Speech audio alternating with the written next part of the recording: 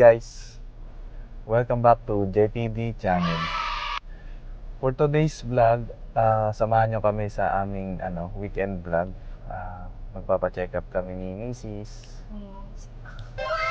Ayun, papacheck up kami ngayon sa doctor sa Medical City kasi niya na, ika 7 months niya na ngayon. Kaya then guys, samahan nyo muna kami ngayon. Let's go! 4 kilometer na siya. 4 kilometer na siya dito sa Eastwood QC. Tara na guys! Sasabihin mo.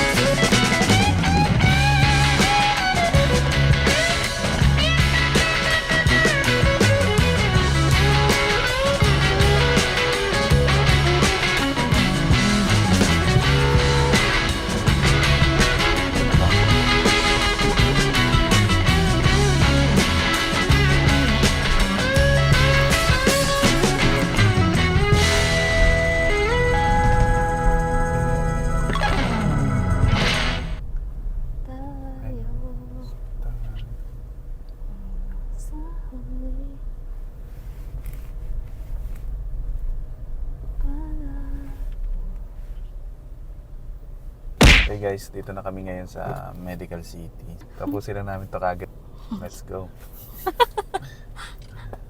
6.5 hours later. Hey guys, kakatapos na namin sa Medical City. Medyo tumagal. Daming Haba pila. haba ng pila, tapos ang daming gagawin. 1 PM na. Yan, labas na kami dito sa Medical City. Saan pa palabas? Ang next itinerary namin is Mag-i-inquire pupunta kami sa VT Marikina, yung kung saan siya manganganak. Yes. Yun, titignan natin kung ano na yung mga rates nila para mabudgetan natin. Ito si Ulat na kitabi. Wait, ayan, itatabi natin. Nak, itabi mo ako na.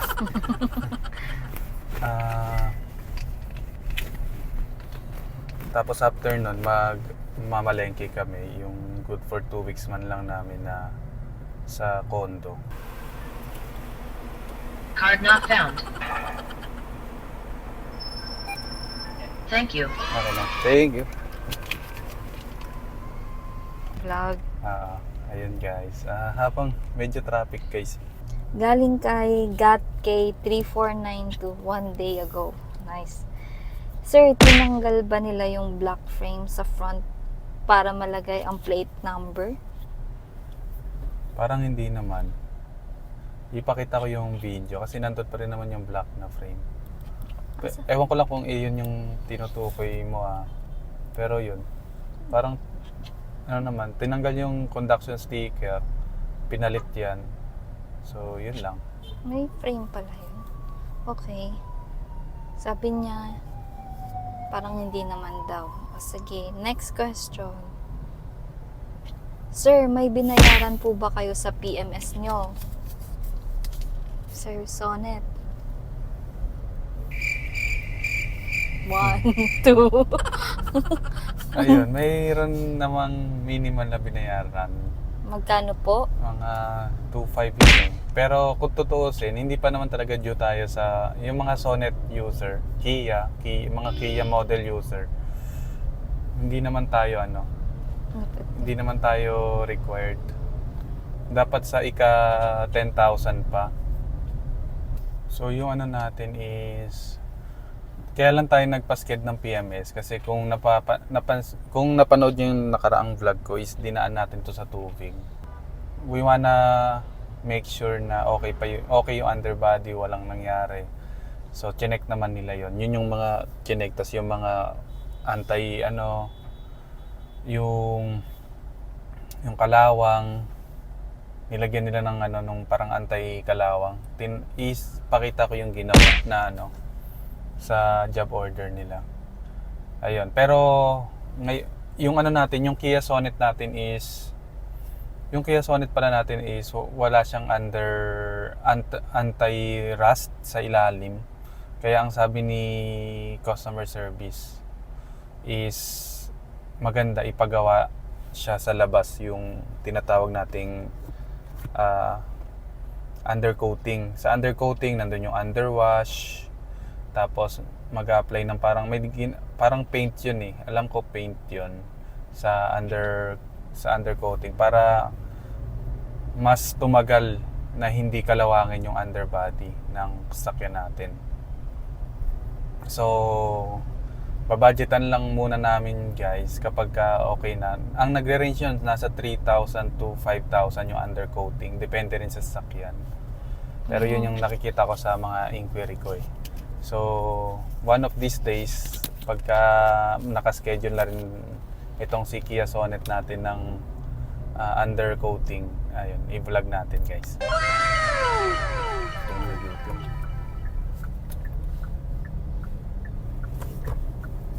Next question naman. Ano nang next question? Galing kay Edmar Vigea 6957. Hello po. Hello po. Hello po. Yung tint nyo po ba ay freebies din ng Kia New Manila?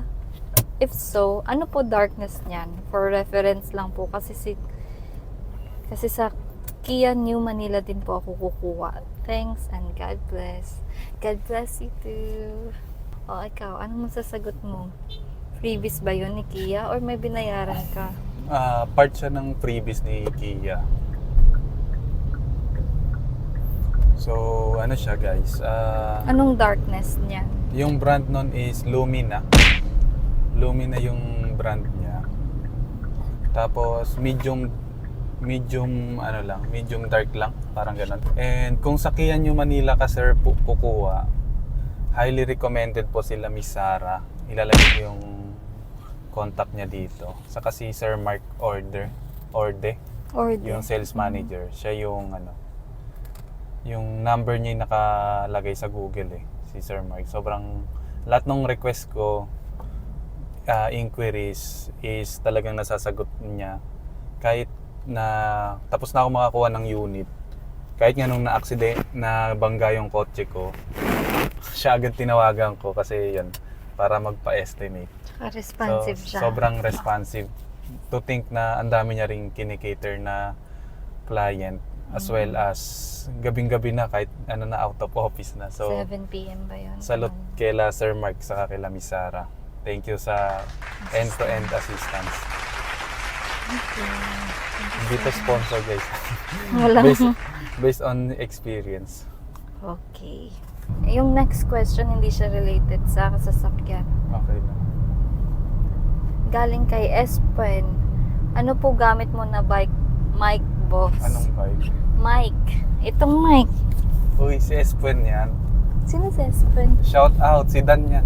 Si Dan to? Architect Dan, ka-workmate ko. Si Architect Dan, ano. Hi, So, Architect hello. Dan. Shout out Nice sa'yo. shoutout. May pa-shoutout. Boya mic lang yung gamit natin. Oh. Ini-sponsor lang siya sa atin nung hindi pa tayo vlogger. Shoutout po sa nag-sponsor ng Boya mic ko. Kung wala tong Boya mic, hindi ako magiging vlogger ngayon. Pero yun, sobrang ganda ng Boya mic. Ang problem ko lang sa Boya mic, nawawala yung Katulad nito, ngayon. nawala yung Yung- foam. Anong tawag dyan? Yung Yung- parang lapel niya na Black lapel. nakalimutan. Basta yung niya, yung foam ng mic. Comment down below ano tawag. Tamang right term. Okay. Nagpa-change oil ka na din ba? Sabi ni, or tanong ni Mark Alvarez. Boss Mark, yun, shoutout din kay Boss Mark. Kasi siya yung isa sa mga supporter and nagko-comment. And defender. Defender. Defender din siya. Nice. Hindi pa? Hindi pa, Ju? Hindi pa hindi pa ako Pero siguro sa susunod, sa ngayon kasi okay pa naman. Ano ba dapat? Ayaw kasi ayaw ni Kia ipa-change oil pa. Ano bang basis para magpa-change oil ka na dapat? Sa Kia, after 10,000 pa. Ito kasi 2,100 pa lang tayo. Oh. Masyadong Tagal-tagal malayo pa. Pero pa. sabi nga, parang si Boss Mark is may experience sa engine PMS. Parang mas advisable na siya. After 10,000. Hindi, sa kanya gusto niya parang after 1K pa lang ipa-change oil na. Pero yun, ayaw pa ni Kia guys eh. Check natin. Okay. Ito, from Eden Reyes. Sir, question. Upon release ng unit, wala pa ORCR? Ilang days pwede gamitin yung kotse? Ay, nako. Pagka-release ng kotse niya, gamit na agad. Ayun guys. Saan sana natin dinala to? Oo. Nung Pero sa North, pinakauna muna puntahan, di ba? Rizal. sa Taytay. Ayun guys, nilabas ko na siya agad. Tapos, Agad-agad. wala, lakasan lang talaga ng loob. Kasi, kailan ko lang din nalaman na bawal palang gamitin yung kotse kapag wala pa siyang ORCR. Kasi yung validity ng sales invoice daw is 7 days. As per policy. Pero kung tintinan nyo yung history, wala talaga akong ORCR for the first 1 to 2 months. And wala rin akong plate number. Pero nalalabas-labas naman natin. Ayun lang. Sa tingin ko, magiging risky siya kapag may incident. Kasi dito may tanong pa si Mark Alvarez. Meron ka na po auto sweep or easy trip. Paano po ginawa mo if wala ka pa ORCR? Alam ko kasi required yun pa bago magpakabit. Nag-apply ng bago. Wala namang requirements. Oh, Sir Mark, wala daw requirements. Ipapakita lang yung plate number mo. Yung plate number. Tapos ilalagay niya ito. Ayan. Nag-thank you pala siya.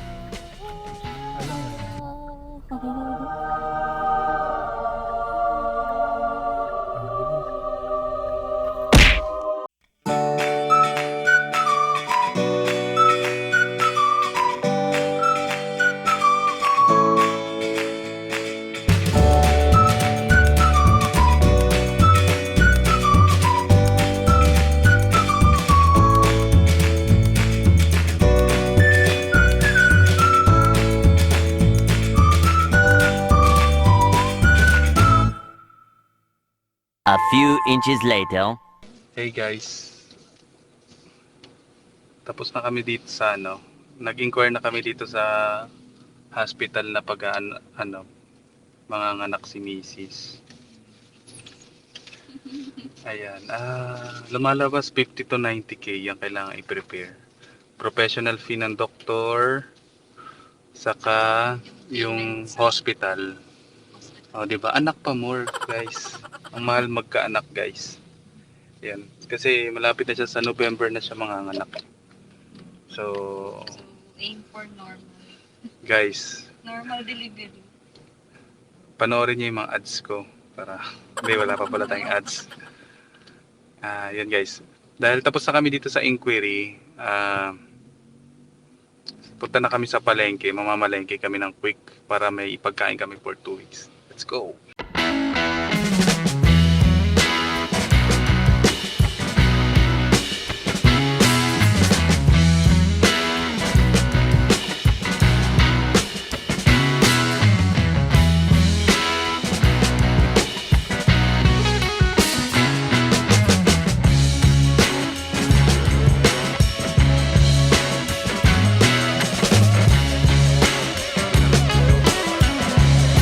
A few moments later.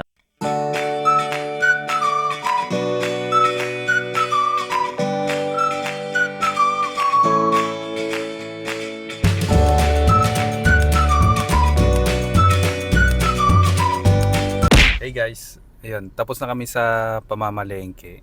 Yun, time check, 3:00 na. And yun, salamat sa pagsama sa ginawa nating day in a life. Sobrang busy ngayong weekend. So, tune in sa JPD channel. At schedule lang namin yung mga trip natin kung ano pa kung sa tayo pwede pumunta. And salamat sa support guys. Thank you. Bye.